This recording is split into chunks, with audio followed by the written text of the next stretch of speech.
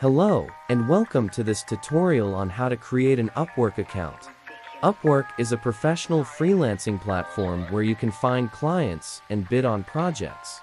In just a few minutes, you'll learn how to create an account and start working on your next project. Step 1. Visit the Upwork website at URL. Step 2.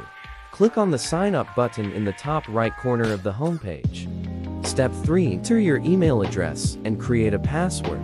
You will need to use a unique password for your Upwork account. Step 4. On the next screen, enter your first name, last name, and click on Next. Step 5. Choose your employment status.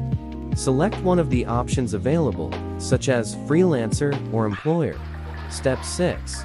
Fill out your personal information. This includes your age, location, and contact information.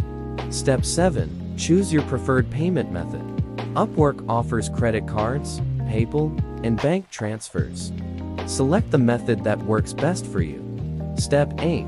Confirm your information and click on Create My Account. Step 9. You will receive an email confirmation from Upwork.